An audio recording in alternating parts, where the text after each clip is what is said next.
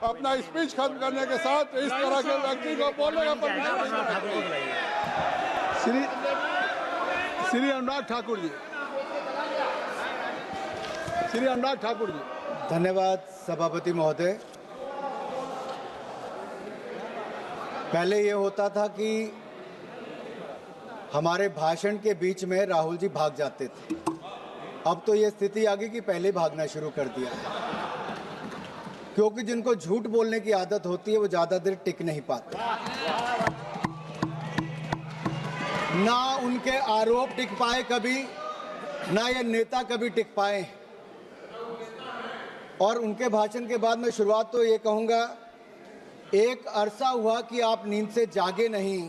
कृपया आप लोग कितना बदल गया भारत, हो जाए, मगर आप माने ही नहीं। Kindly I will request to everybody, kindly take your seat. Kindly take your seat, please.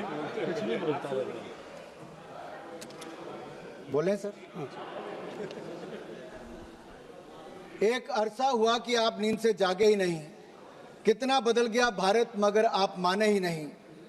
बात जमी की करते हो, मगर जमी पर उतरिए तो सही। तब के मजबूर भारत से अब के मजबूत भारत की तस्वीर देखिए तो सही। सर, ऐसा लग रहा था कोई दंगल में उतर आया है। सर, ग्रिप की बात कर रहे थे और अपनी कमजोरी दिखाकर चले गए। इन लोगों ने अपने समय अर्थव्यवस्था को इतना जकड़ा था भ्रष्टाचार के कारण कि दुनिया की लड़खड़ाती चरमराती अर्थव्यवस्थाओं में भारत को लाकर खड़ा कर दिया था। मोदी सरकार आने के बाद लड़खड़ाती चरमराती नहीं, दुनिया की चौथी बड़ी अर्थव्यवस्था भारत बन गया।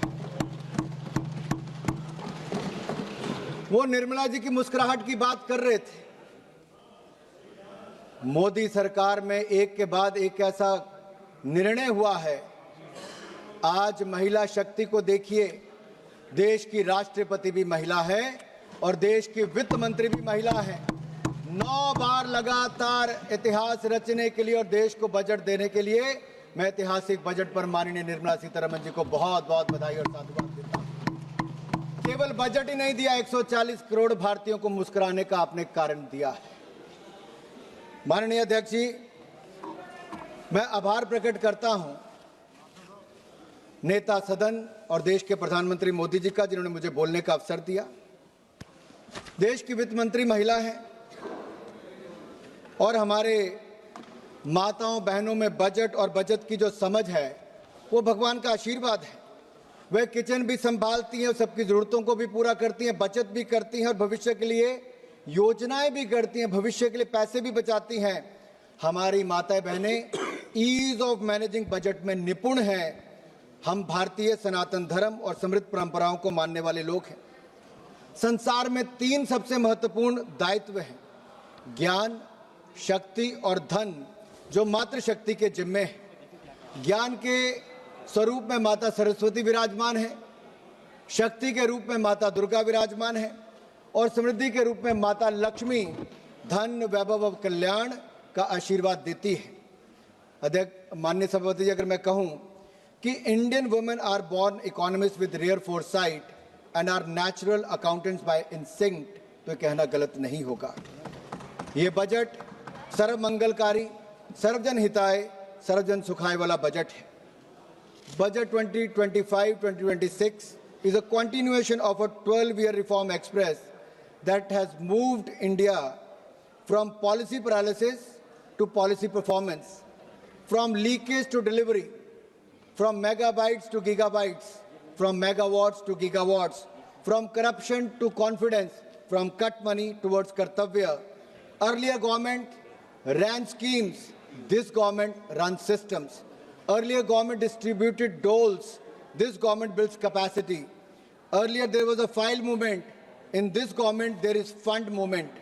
Under the leadership of Prime Minister Narendra Modi, this budget is a beacon of hope and progress for Viksit Bharat.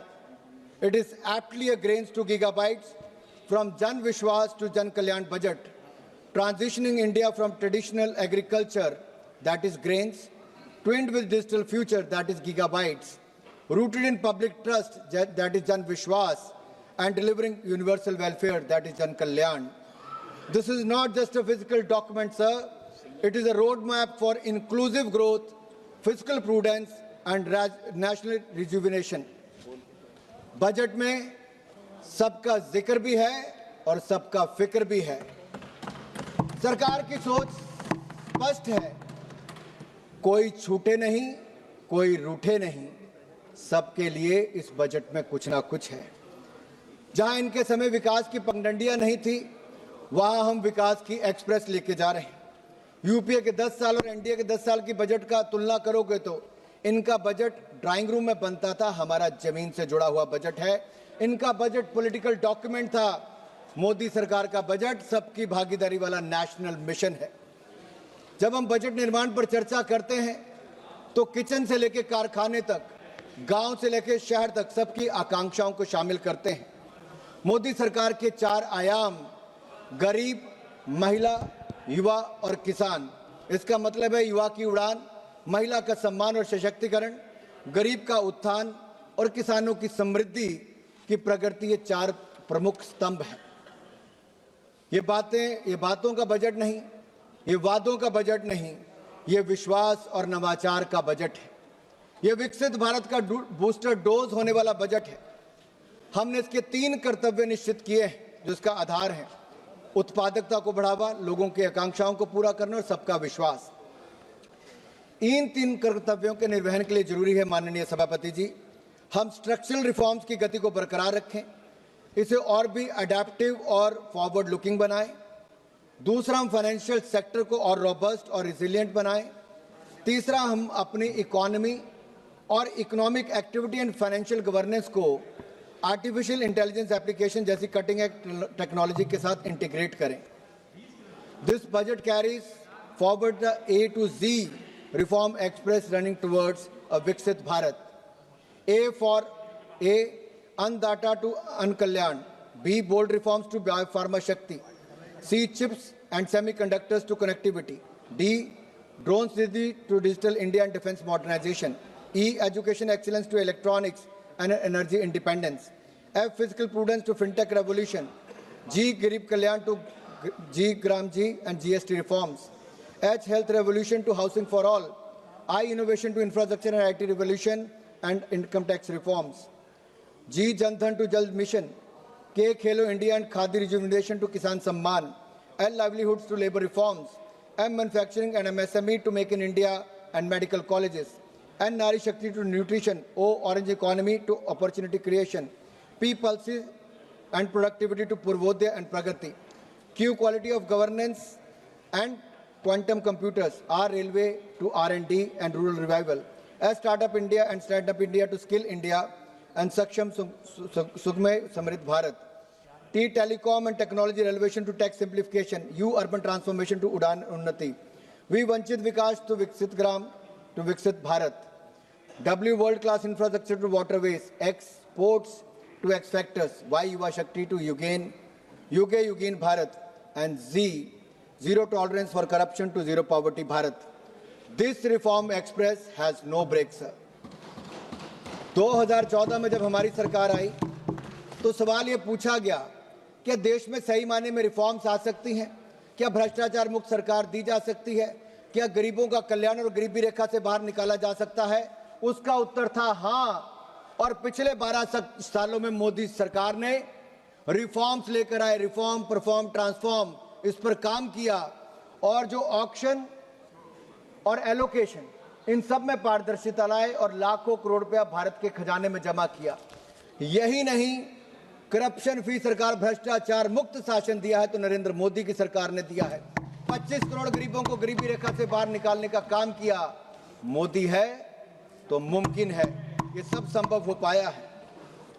यही नहीं अध्यक्ष ji, if I have to give you the contrast, the rot versus reform, अगर भ्रष्टाचार बनाम सुधार की मैं बात करूं तो उसमें दिखता है कि इनके समय 2G से लेकर अन्य घोटाले हुए, हमारे समय उस निष्पक्ष और पारदर्शिता के तौर पर उसमें एलोकेशन और ऑक्शन हुआ।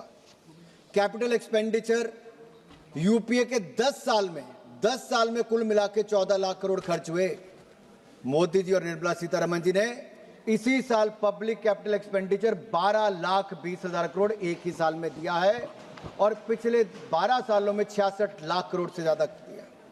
यही नहीं, एग्रीकल्चर बजट इनके समय 27,000 करोड़ था, जो बढ़कर 1,67,261 करोड़ हुआ है। पर कैपिटा इनकम इनके समय 74,000 करोड़ थी, आज बढ़कर 2,05,000 करोड़ हुई।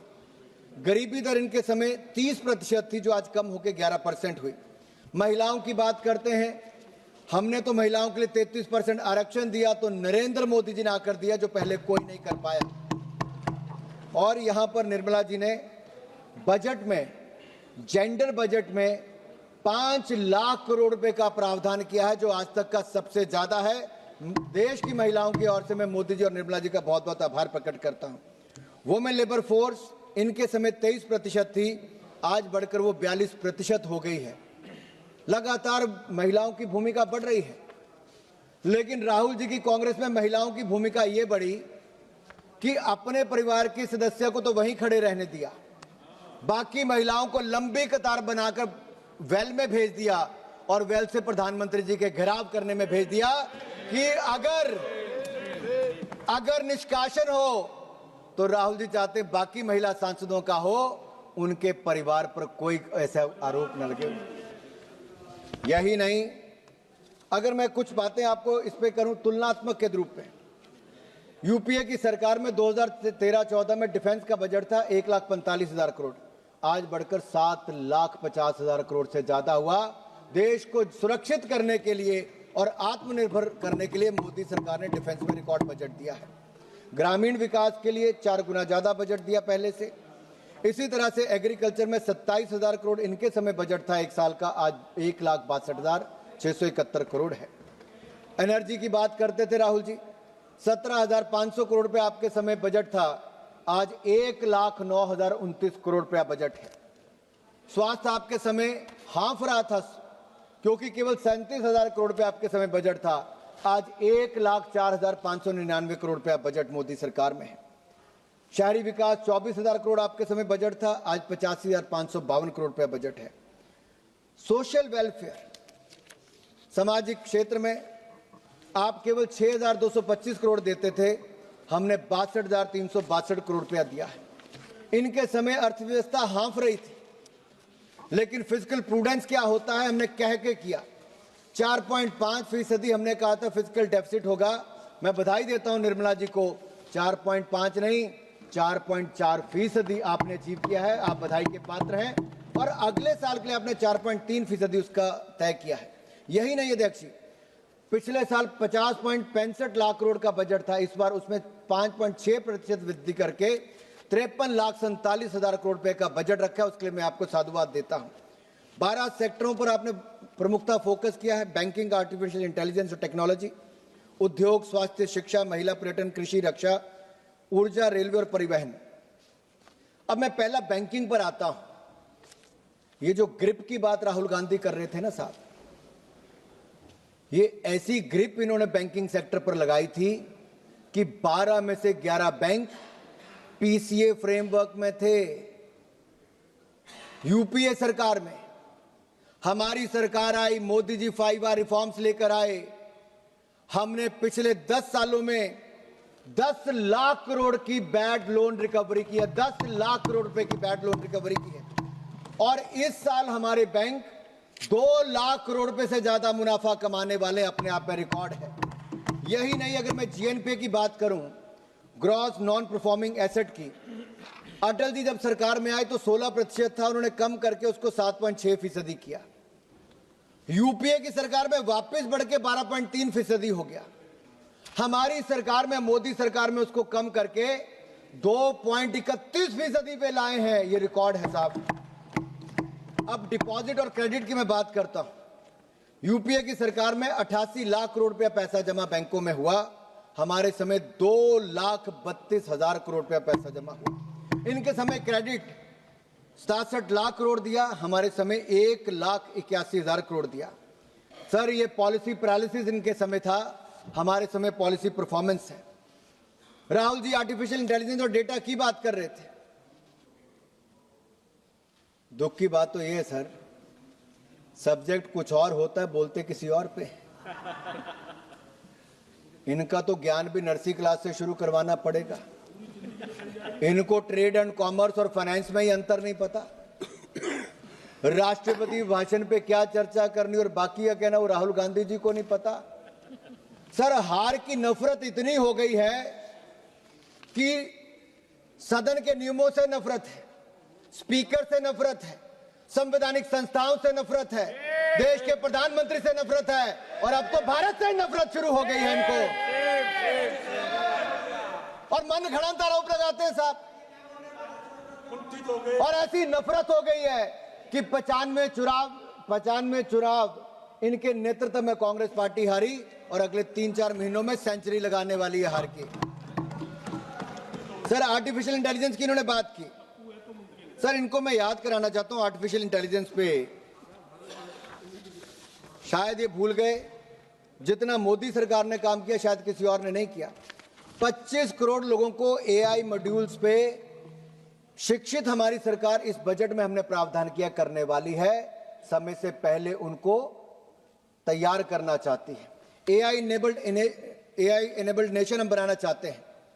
सर, 2030 तक एआई इनोवेशन हब हमारे यहां पे बने। एआई के क्षेत्र में एम्प्लॉयमेंट इनोवेशन आए। 8 करोड़ से अधिक प्रोफेशनल्स की जरूरत दुनिया भर में पड़ेगी और उसकी मार्केट कहीं से तैयार होगी तो हमारे भारत के युवा एआई प्रोफेशनल बनके देश और दुनिया को अपनी सेवाएं देंगे। सर, उसके लिए हमने प्रावधान किया बजट में। सर, उद्योग की मैं बात करूं, एमएसएमई की मैं बात जरूर करना चाहता हूं सर, क्योंकि हमारी जीडीपी में 30% भागीदारी एमएसएमई की है। हमारी एक्सपोर्ट में 40% हिस्सेदारी एमएसएमई की है। और सर, मैं धन्यवादी हूं निर्मला सीतारमण जी का कि 10,000 करोड़ रुपया एमएसएमई ग्रोथ फंड आपने इसके लिए प्रावधान किया है और 2,000 करोड़ रुपया आपने सेल्फ रिलायंट इंडिया फंड के लिए दिया है। इससे हमारे एमएसएमई सेक्टर को बल मिलेगा। और अभी हमारे 6.63 करोड़ एमएसएमई रजिस्टर्ड है। अगले कुछ सालों में 7-7.5 करोड़ से ज्यादा हो जाएगा। लगभग 27 करोड़ लोगों को रोजगार इसके माध्यम से मिलता है सर। और एमएसएमई सेक्टर से लगभग 3-4 करोड़ लोगों को और रोजगार आने वाले समय में मिलेगा। और मैं धन्यवादी हूं पीयूष गोयल जी का और माननीय प्रधानमंत्री मोदी जी का। 9 देशों से एफटीए एग्रीमेंट रिकॉर्ड समय में भारत ने किए हैं, जिससे भारत के एमएसएमई सेक्टर को फायदा मिलेगा। सर, हमारे सूक्ष्म लघु उद्योग को बल मिलने वाला, मैं उस पर बाद में बोलूंगा कितना उससे फायदा मिलने वाला है।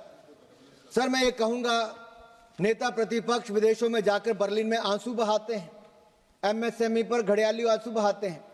सही मायने में वो भारत को नीचा दिखाना चाहते थे। सर, इनकी सरकार में एमएसएमई को कितना लोन मिला? 12 लाख करोड़ रुपया। मोदी सरकार में 30 लाख करोड़ रुपया हमने बैंकों से दिलाया। इनके समय लोन लेने में 59 महीने लगते थे। हमारे समय 59 महीने नहीं, 59 मिनट में लोन जारी कर दिया जाता है, पैसा दे दिया जाता है। Public sector enterprises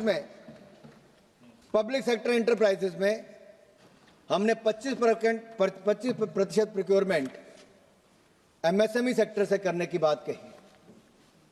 Rahul ji, आपके समय तो केवल लिप सर्विस दी जाती थी। यहां पे पूरी तरह से सर्विस देने का काम हमारी सरकार करती है। और मैं एक प्रश्न राहुल गांधी जी से पूछना चाहता हूं और पूरी कांग्रेस पार्टी से पूछना चाहता हूं। सर, 2004 से 14 तक वो तो चले गए सर। वो कभी टिकते नहीं, जब हम बोलते हैं तो सामना नहीं कर पाते सर। तो कौन जवाब देगा? वो तो चले सर, गए। सवाल जनता के आपके माध्यम से देश के सामने सर, क्या कांग्रेस का क्या था? सर, 2004 से 14 तक इनकी सरकार रही और चाइना को इंडियन एमएसएमई के विरुद्ध क्या आप लोग सीक्रेट सर्विसेज देते रहे और बदले में राहुल गांधी फाउंडेशन में चंदा लेते रहे? सर, इन लोगों ने जानबूझकर भारतीय बाजार को चाइनीज प्रोडक्ट के लिए खुला छोड़ दिया था। मेरा गंभीर आरोप यह है, क्या इनके समय ट्रेड डेफिसिट 25 गुना ज्यादा बढ़ के $45 बिलियन से ज्यादा नहीं हो गया? भारतीय बाजार को चाइना के लिए किसी ने खुला छोड़ा तो कांग्रेस पार्टी ने छोड़ा था सर। एमएसएमई को डिमोट करते थे, मोदी जी एमएसएमई को प्रमोट करते हैं सर, इतना फर्क है। सर, मैं अगला स्वास्थ्य के क्षेत्र में आना चाहता हूं। इनके समय मात्र 37,000 करोड़ का बजट था, आज 1,04,599 करोड़ का बजट है, जो कई गुना ज्यादा है। सर हमने 3 all India institute of Ayurvedic sciences खोलने का निर्णय लिया है, 3 नए नाइपर खोलने का, 7 नाइपर को और उनकी क्षमता बढ़ाने का, 1000 क्लिनिकल ट्रायल साइट का सर, और 2 नए राष्ट्रीय औषधीय शिक्षा और अनुसंधान संस्थान खोले जाएंगे सर बायोफार्मा शक्ति यानी कि मैन्युफैक्चरिंग हम बायोफार्मा को बनाएं, 10,000 करोड़ रुपए का प्रावधान सर हमने उसके लिए किया है। केमिकल सेक्टर हमारे यहां पर केमिकल मैन्युफैक्चरिंग के लिए सर अलग से प्रावधान किया है।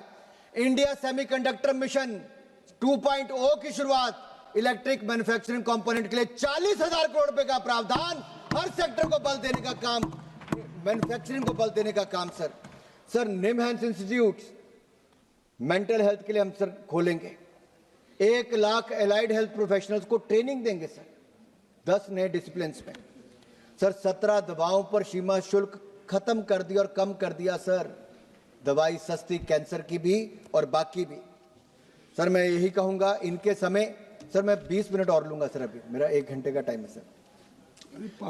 पार्टी के तरफ से 18 लोग जी सर इनके समय सर 60 साल राज किया, केवल 2 एम्स बने। मोदी सरकार ने 10 साल में 16 नए एम्स खोलने का काम किया है सर। ये मेडिकल कॉलेजेस की बात अखिलेश जी कर रहे थे, 387 मेडिकल कॉलेज थे सर, आज 760 हो गए। 50,000 MBBS की सीटें थी, आज 1,20,000 हो गई।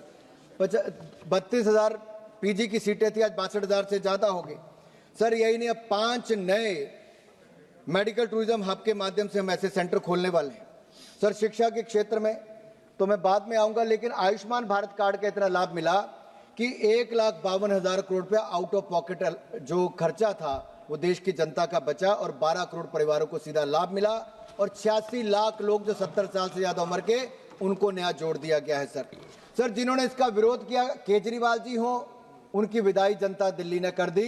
ममता बनर्जी ने विरोध किया था, ममता बनर्जी की विदाई भी वहां से तय है सर। यही नहीं, शिक्षा पर ऑरेंज इकोनॉमी की बात, AVGC सेक्टर की हमने वो की, उसके लिए सर 15,000 स्कूलों में AVGC लैब खोली जाएंगी, 500 नए कॉलेज में सुविधा दी जाएगी। बच्चियों के लिए सर, गर्ल चाइल्ड के लिए हर जिले में हॉस्टल खोला जाएगा सर, इसके लिए बहुत बहुत धन्यवाद करता हूं। 5 यूनिवर्सिटी टाउनशिप्स खुलेंगी, नेशनल इंस्टीट्यूट ऑफ हॉस्पिटैलिटी खुलेगा, national institute of design eastern sector के लिए खुलेगा सर। यही नहीं सर, अगर मैं महिला की बात करूं तो हमने पिछली बार से ज्यादा 11.36% ज्यादा इस पर बजट दिया है। जेंडर रिस्पॉन्सिव बजट है सर, और इनके मुकाबले तो कई गुना ज्यादा है। शी मार्ट सर बधाई के पात्र है सर। यात्रा देखिए सर महिलाओं की, कांग्रेस के जमाने बैंक खाता नहीं था, मोदी जी ने बैंक खाता भी खोला, सेल्फ हेल्प ग्रुप भी बनवाए, उनको पैसा भी दिया, ड्रोन दीदी भी बनाया, उनके लिए पैसा भी दिया, फिर मुद्रा योजना से फायदा दिया, स्टैंड अप इंडिया योजना लाए, और अब 3 करोड़ बहनों को लखपति दीदी बनाने का लक्ष्य है। 2 करोड़ बहनों को लखपति दीदी बना दिया है, लेकिन इन्होंने तो किसी को लखपति दीदी नहीं बनाया। कांग्रेस ने केवल बैनर पकड़ के यहाँ पे प्रधानमंत्री को बोलने नहीं दिया, उनका घेराव करने का काम किया है सर। ये किसानों की बात करते हैं सर मैं कहना चाहता हूं, MSP इनके समय पे कितना था सर? कुछ नहीं देते थे सर। ये इन्होंने 10 सालों में केवल 5 लाख करोड़ रुपए MSP खरीद की। मोदी सरकार में 12 सालों में लगभग 20 लाख करोड़ रुपए MSP खरीद पर खर्च किया सर। यही नहीं, PM किसान हमने 4 लाख करोड़ रुपया सीधा किसानों के खाते में डाला, किसान को समृद्ध संपन्न करने का काम किया सर। 1430 रुपया आए थी इनके समय किसानों की, आज 4122 से 303 गुना ज्यादा होगी। स्वामीनाथन कमेटी रिपोर्ट इन्होंने लागू नहीं की सर, हमने लागू की है।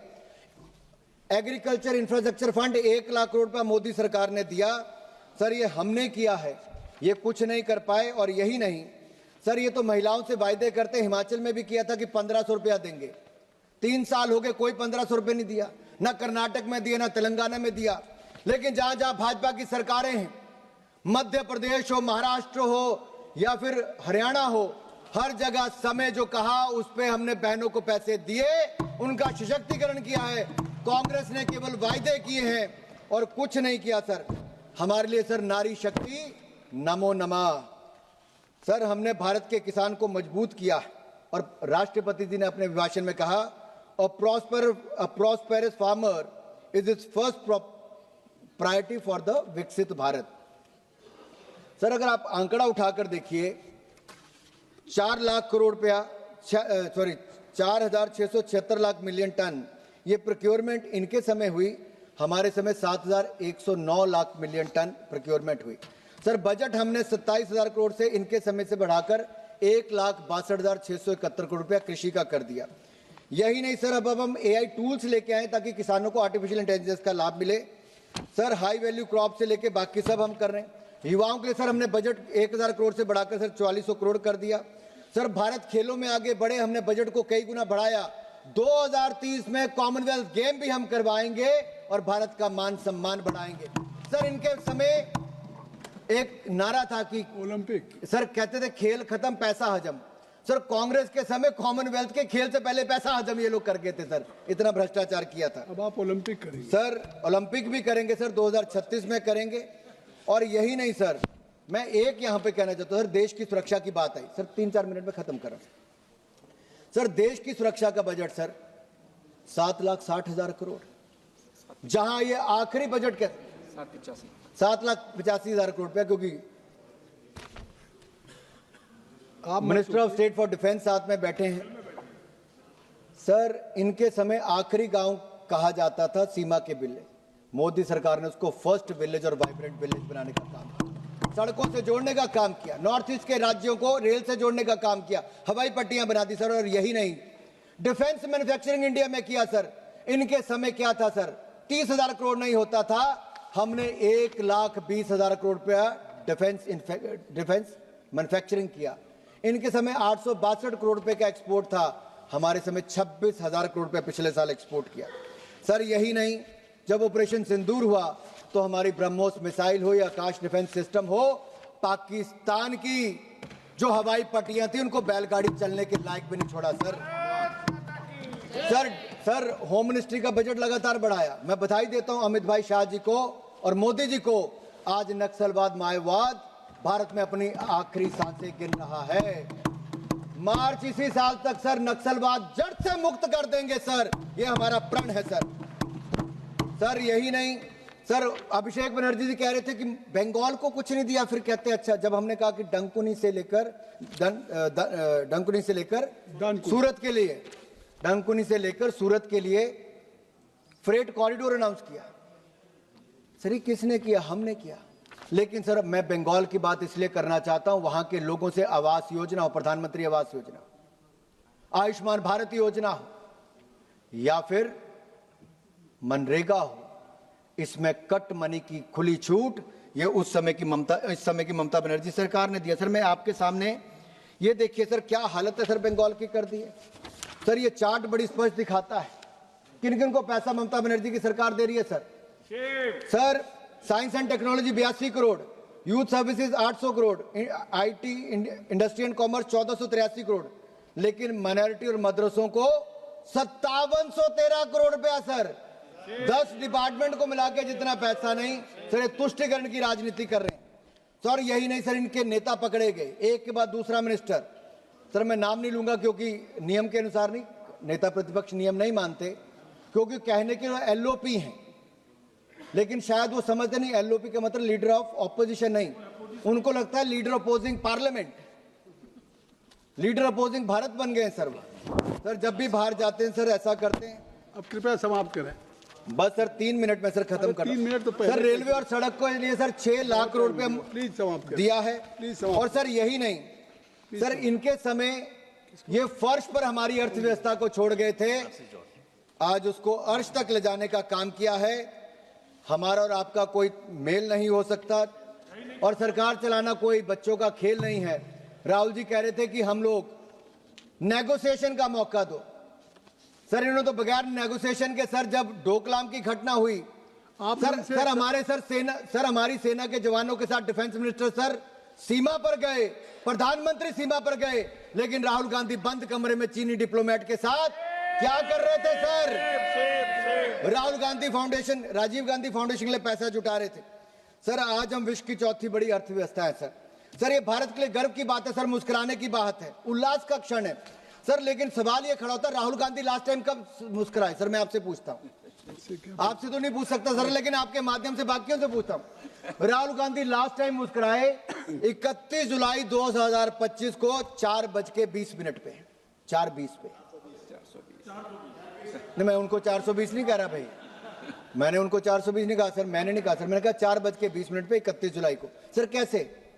सर जब भारत ने किसी देश के आगे झुकने से मना कर दिया, किसी ने भारत को तलखी में डेड इकोनॉमी कह दिया और इन्होंने हाथों हाथ ले दिया सर, और खुशी में सर ये कह दिया सर भारत डेड इकोनॉमी नहीं, भारत डोमिनेटिंग इकोनॉमी है, डोमिनेटिंग इकोनॉमी है। सर मैं ये कहूंगा सर 7% से ज्यादा की दर से सर हम लोग बढ़ रहे हैं सर। हमने 9 देशों से सर FTA कर लिया सर। सर एक मिनट सर, मनरेगा की बात यहां पे आई सर, मैं कहना चाहता हूं इनके समय 30,000 करोड़ पे बजट नहीं होता था, 30,000 करोड़ यूपीए के टाइम पे बजट नहीं था।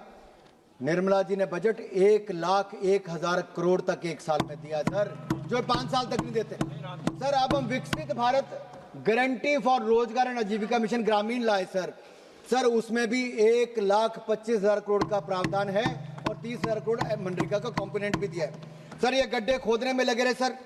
सर मैं एक सर यहाँ पे आपके कहना चाहता हूँ, अब आप समाप्त करें जी सर, सब बातें सर मैं इतना ही कहूंगा, धन्यवाद सर ये इतना ही कहूंगा सर। मैं आखिरी लाइन है सर, सर हमारा IT एक्सपोर्ट सर फिगर, क्योंकि सर उन्होंने विषय उठाया था, IT एक्सपोर्ट इनके समय $12 बिलियन था, हमारा IT एक्सपोर्ट $210 बिलियन हो गया सर। सर यही नहीं, अटल बिहारी वाजपेयी जी ने सर IT के क्षेत्र को बल दिया था और मोदी सरकार ने उसको और पंख लगाने का काम किया सर। हमने tax holiday sir data centre को दिया है ताकि वो क्लाउड सर्विसेज दूसरों को दे सके, इससे निवेश भारत में आएगा, रोजगार भारत को मिलेगा। इसका विरोध राहुल गांधी जी करते सर। यही नहीं सर, आखिरी 1 मिनट सर मैं आपका ले रहा हूं सिर्फ सर, जो लंबी लंबी बातें करते थे सर, विज्ञान की परीक्षा में गणित के सवाल लगाता रहा और इसी नासमझी में चुनाव दर चुनाव हारता रहा है सर। इनकी हाल है आपकी बात सर। इनको लगता है सर कि वोट चोरी का आरोप लगाते हैं सर। मैं ये कहता हूं वोट चोरी नहीं सर, लोगों ने चोरों को वोट देना बंद कर दिया, चोरों को वोट देना बंद कर दिया सर। मैं आखिरी ये कहूंगा सर, ये आखिरी लाइन सर, आखिरी लाइन है सर, इतने ही कह रहा हूं सर। मुझे तो लगता है सर इनकी प्रोग्रामिंग अंकल सैम और अंकल सोरोस ने किया है। जितनी चाबी भरी सैम ने उतना चले खिलौना। इनमें अंकल सैम का सिम कार्ड और सोरेस का सॉफ्टवेयर है, उधर से टाइप होता है और इधर से टेलीकास्ट होता है सर। ये कुछ विजिबल इनविजिबल ताकतें पीछे पड़ी हुई सर। सर ये आखिरी थैंक यू के फ्रांसिस जॉर्ज सर, बात धन्यवाद आप So the Honorable Finance Minister in the budget speech spoke. Can I? आखिरी लाइन क्या है?